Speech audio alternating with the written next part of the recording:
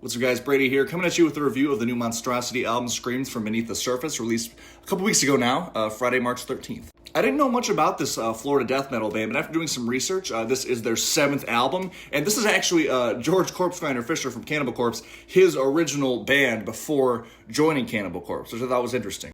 I also went back and forth quite a bit over whether or not to do a review of this album, but I listened to it quite a bit the last couple weeks, so I feel confident that I'll be able to do a good review of it. One thing that has been somewhat of a recurring thought to me as I've listened to this album more and more is just the middle of the album is without question the high point. I think starting at the track Spiral is where the album really starts to shoot up in quality. Right away with this song, I mean, you get that really mean riff that also brings in some elements of odd time qualities, which really spices up a genre like death metal. It balances those hellish type melodies with some genuine technicality, maybe in not a way that I would describe as tech death, because oftentimes that genre gets a little bit too techy for me, but I think they strike the balance really well with this track, and a bunch of other tracks on here. But with this track Spiral, I mean, the dark vibe is very consistent throughout it, especially in those verses, and then those harmonized tremolo riffs that come in near the end of the song are fucking sick.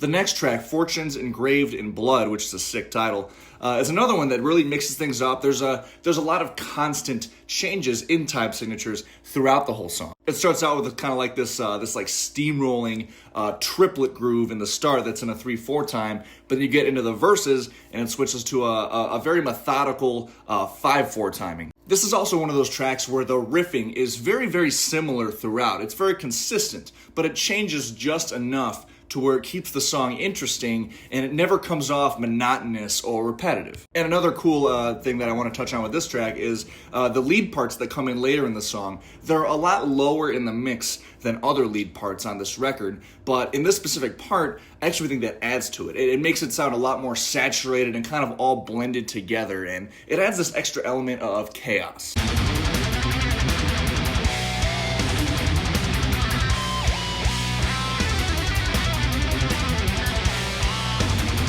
And the momentum keeps going. I mean, the next track, Vapors, just keeps knocking you off your feet over and over again with, yet again, some odd time rhythm ideas, especially in those verses, but you get that like really dissonant pre-chorus too that I think adds a lot to the song. Even the intro riff of this track, I think is just really groovy, and it emphasizes more of that element of death metal, which is a big draw to me when it comes to the genre. The Thorns is a track that has this kind of marching stop-start rhythmic thing between the guitar riffs, which I actually think works in its favor. It just makes the song sound so like looming and like it's marching. It really does feel like that.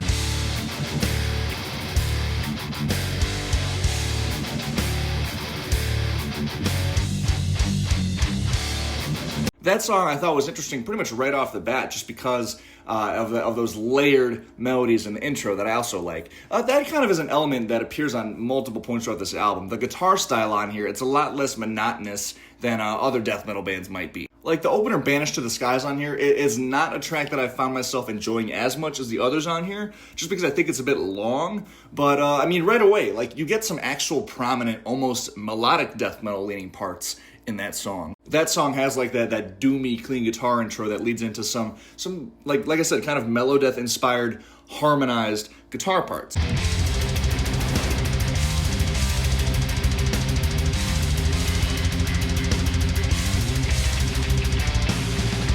But aside from those tremolo riff rhythms in the verses, which I do think are interesting, I find that this song doesn't really keep me engaged most of the time, given its pretty long runtime. I think if they were to start the song off with that same idea, with that doomy clean guitar part, the harmonies, that more interesting verse section, and just kind of trimmed off the other parts and allowed these specific parts to breathe a bit more, then I think this song could have been a highlight. But to me, it's not interesting enough all the way through to warrant that long of a runtime, being over 6 minutes long. And I have a very similar criticism about the closer on here, Veil of Disillusion.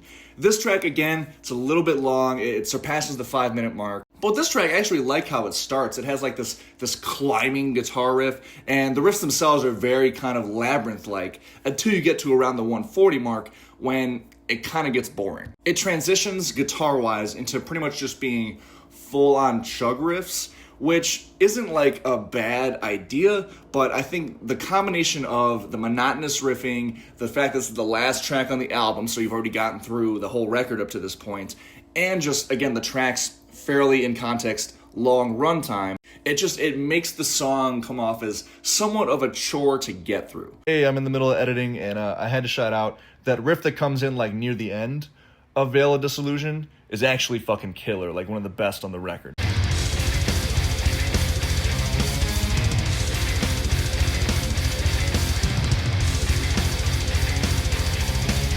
Just why did they take so long to get there? That's what frustrates me.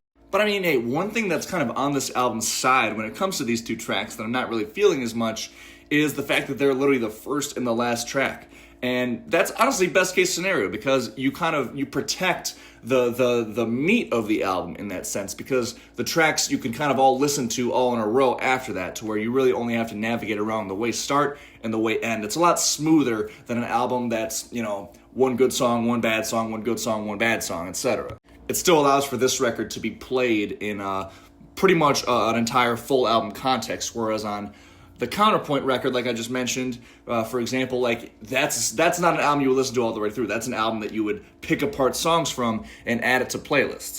Going off of what I was just kind of saying about the odd time ideas really spicing things up, I find that this album is at its best when it does venture out a little bit and doesn't go for like a straightforward death metal sound. The best example of that is the second to last track on here, The Dark Aura, which is a very fitting title. This track takes a lot from like doom metal. It's really slow and almost a little sludgy, but it's still really heavy, and it does maintain a very dark, doomy, evil at times atmosphere. On the mixing and production front, there are some lead sections that sound very distant in this song, but they really, really add to that dark, evil vibe of it. And there's also some strings that even come in later on in the track that I think sound great.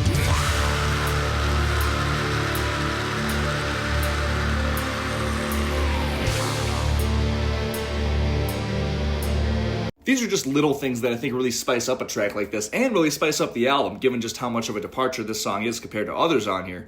But to me, it's one of the highlights on here. Those little more like production-based elements that I just complimented, I think stuff like that really adds to the nuance of the song, and it makes it feel a little bit more inspired, just because you have like little things like that add to the emotion of the song. I also like the track that precedes The Dark Aura, Bloodworks. This one, right away, you get this like ringing, real dissonant melody in that main riff that I think is awesome.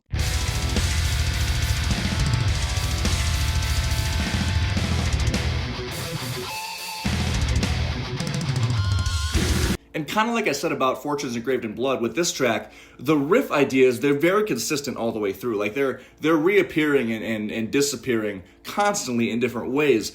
But despite the fact that they're pretty much that same kind of idea at its baseline, it works really well with the song, and it comes off like, again, a lot less repetitive and just more consistent throughout. And structurally, I like how the solos are kind of split up in that same bridge. It just mixes things up structurally. Going back to the production front, I think overall this is a really good sounding record. It very much balances the harshness and the rawness with still being very intelligible and very hard hitting. Maybe the one thing I did notice, especially listening with headphones, is that the vocals, I think, are maybe a little bit overmixed and a little bit elevated too high, to where they sound like they're kind of sitting on top of the music rather than everything sounding like one cohesive unit.